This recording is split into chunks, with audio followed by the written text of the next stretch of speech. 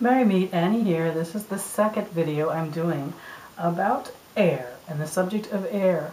Now, this particular honoring of the four winds is something I do privately, but it's also a really powerful thing to do in group celebration. When I was coming up, the four guardians of the quarters for us were the four ancient Greek winds. So we had a relationship with them that was very specific. I do today, perhaps not as powerfully as I did in those days, because elemental guardians, very specific to me, have made themselves known. So I use the four winds for meditation and for breathing exercises. And I don't quite have that same intimate relationship that I had with them when I was a baby witch. That seems to have been confined to my experience with my first coven. However, I really enjoy this particular active meditation and spell work around the four winds, and I do it to celebrate the season of air beginning at Ostara every year. What you need to prepare for this is you need 4 herbs or botanicals that one each for each of the elements and how it feels to you. This is not one where I go to my books and come up with correspondences and get rather exotic on who says what and which herbs I might take. This is one where I just decide what each of the elements is feeling like me this year. This year I'm using mint for air, I am using lemon for fire, lavender for water, and jasmine for earth. And yes, I know jasmine very often is a water thing, but jasmine to me is a very deep, shady feeling, which I'm aligning with earth this year. So I have my mint, my lemon, my lavender, and my jasmine are the 4 representatives of the elements I'm going to be using. Yes, all of them very beautifully scented, because we are talking about air, the celebration of air, therefore the sense of smell, very important.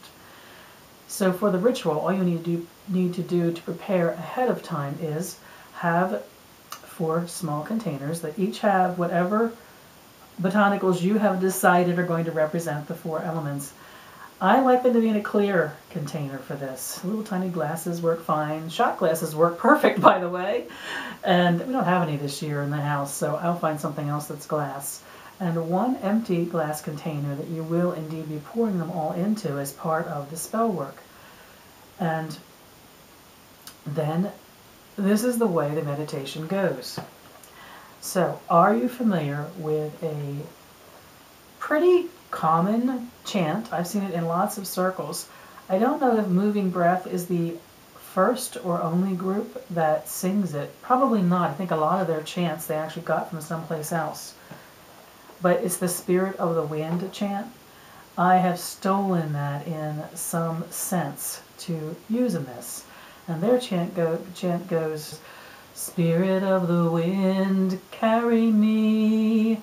Spirit of the wind, carry me home. Spirit of the wind, carry me home to myself. That's the refrain for it. It goes on. There's a lot more to it than that. I have borrowed that, rewritten it, and made it into something a little bit different as part of what I do for this.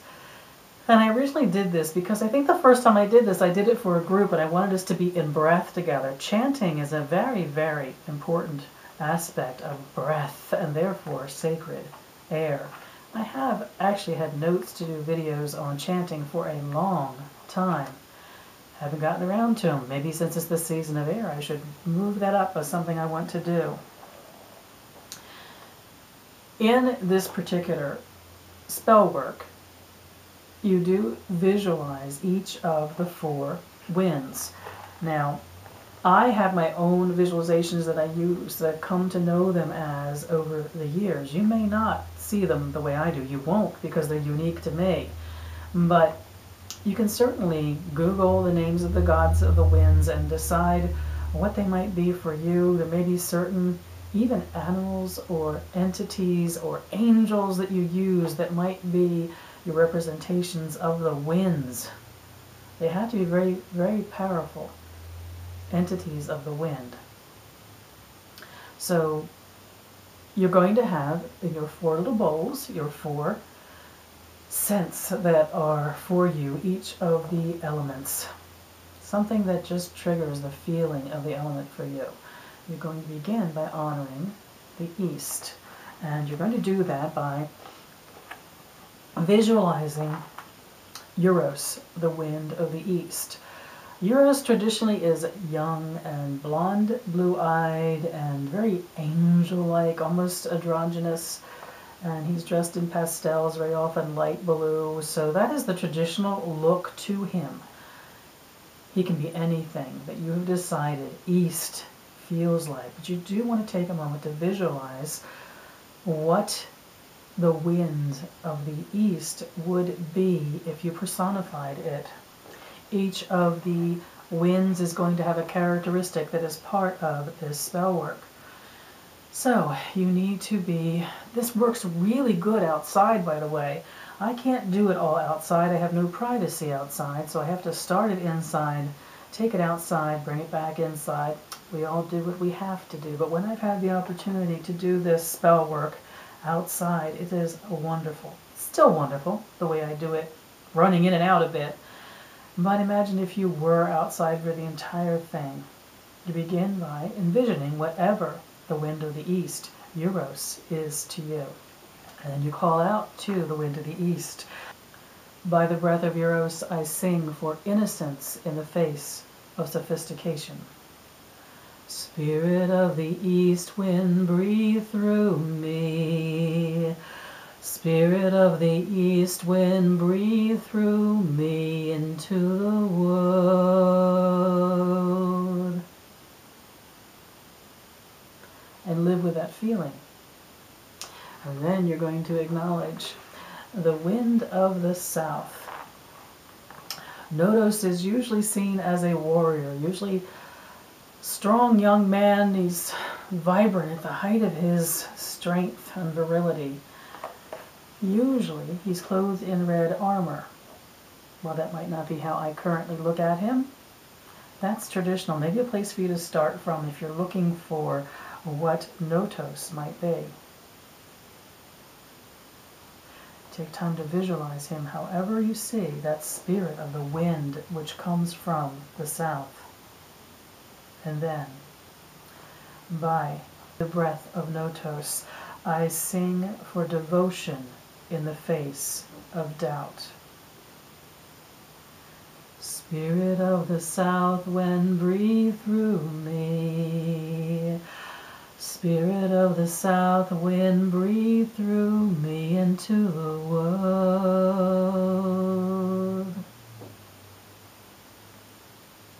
And live with him for a moment or two.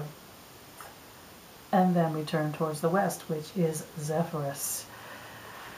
Traditionally, a middle-aged man with red hair. Yes, he's a ginger, and he wears green robes. He looks very Celtic, actually. However, you envision the wind that comes from the west. By the breath of Zephyrus, I sing for calm in the face of the storm. Spirit of the west wind, breathe through me. Spirit of the west wind, breathe through me into the world. And now we come to the north. Boreas, that north wind. He's an old man with long gray beards. Sometimes he's all dressed in white like snow, sometimes gray, sometimes black. But he's rugged and ancient looking, and you know you're looking into the eyes of time when you look at him. So what might he be for you? But that's what he might be traditionally in the way he looks. But what is he for you? What wind moves in from the north? By the breath of Boreas, I sing for courage in the face of the unknown. Spirit of the north wind, breathe through me. Spirit of the north wind, breathe through me into the world. At that point, you've surrounded yourself with those four winds. You know what they mean. You've given them a personality, a face. You know what they bring. And then you have your four glass bowls, and you raise the one that has whatever you've chosen to represent East and air, Eros, innocence in the face of sophistication, and you raise that up, making offering of it. And you say to innocence, and you add it to your extra clear bowl that's currently empty. And then you raise up whatever you have selected to represent fire and in the spirit of Notos. And you raise it up and you say to devotion, and you add that to your bowl. Pick up whatever you have, which represents water to you, and raise it up in honor of Zephyrus. Make an offering of it for calm, and add it to the bowl. And your last one for north, raise it up in honor of Boreas, and offer it as courage, adding it to the bowl. So you have brought the four winds in. You have given them each a purpose. You have come to understand that particular purpose of them, at least for the evening. You've honored each of those powerful essences, which is innocence in the face of sophistication, devotion in the face of doubt, calm in the place of the storm, and courage in the face of the unknown. And you made an offering of them, and they are all combined in that bowl. I have to do all of that inside, and now I get to take the bowl outside, but you may have had the glory of being outside for the entire thing. Take your offering bowl outside and make a small offering into the air at each quarter. Just a small offering. You're acknowledging the winds that you have gathered around you. Stand in the center of that small circle that you've created simply by acknowledging the quarters. Take a good handful of what you brought out in your bowl and truly just toss it up into the air. And you're going to notice two things as it comes down. What direction blew it? So what direction was the wind or the breeze coming from? And what direction did it blow towards? Sometimes you even get a little whirlwind thing going where it seems to blow in from one direction and blow out in a slightly different place than they may have thought that it would have gone. The power of using wind is something comes in on the wind and it arrives at us, and we acknowledge it, we embrace it, we let it move around us, we let it move through us. It's the power of arriving and moving on, or both of the powers of working with wind. And if you do storm magic, you know that very, very well.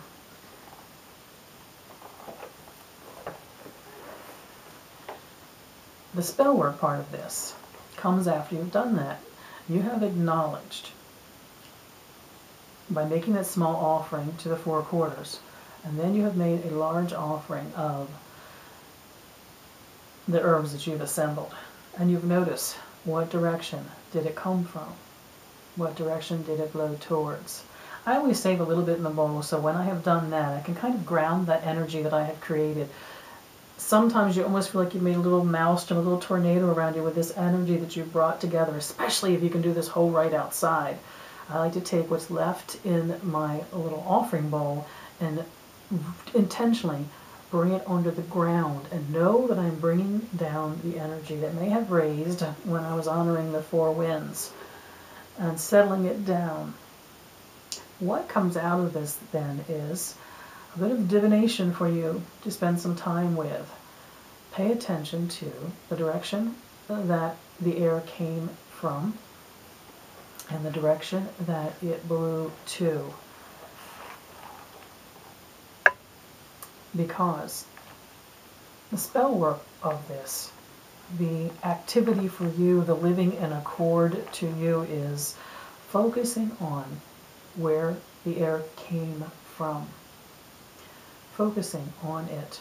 In other words, if you had a prevailing east breeze coming in from the east, blowing your herbs a bit, you have the power of innocence that has been gifted to you for this particular working. You need to then focus on that power in you. We're talking about the power of air here, so we are talking about how a power moves through you and out into the world. So it may be you need to strengthen your curiosity and your wonder and eliminate some of your strictures that keep you too rigid and limit your curiosity and your exploration. It may just be that you want to take time to glory in an innate talent you have of being curious, full of wonder, the innocence aspect that we're using of the direction of east here, of air and Euros. So you are going to pay attention to what direction the wind came from that blew your herbs. It could be southeast, in which case you have a very interesting pondering to do that has to do with innocence combined with devotion. Devotion is something you already know that you kind of re-devote to, you refocus on. It's something you know, and you just haven't paid enough attention to it. You haven't done enough about it recently. So you may, if your breeze came in a southeast direction, from the southeast, you may want to focus then on, I've not been doing acts of devotion. Maybe I need to use the power of east and innocence and curiosity and wonder, and like a child express with naivete and total trust and no expectations and limitations or prejudice in some way. I need to use that power to express my devotion to something that matters to me. So you may have a breeze that came in specifically from one direction or another, or you may have a breeze of mixed direction. And it also matters what direction things were headed into, because that's your way forward. The direction that the breeze is coming from is what's in you that you breathe out. And the direction that your herbs blew into is your way forward. It was intentionally done that in this spell work there are, in the end, very simple words for each of the quarters, which is air as innocence, south as devotion, west as calm, and north as courage. It's up to you to make something of what direction the air came from and bore your herbs to, and interpret that for yourself. I always follow up. Usually within a week or so of that original thing, I will have journaled and thought about it a lot. I usually do a ritual of empowerment using whatever I learned from it. There are my two suggestions for maybe some things you could do to work with the wind in this beautiful season of Ostara. It has to do with the breathing, the internalization of wind, and it has to do with what the wind brings us, the four winds. I hope there's something in that for you. I wish you mirth and reverence. Mary Park.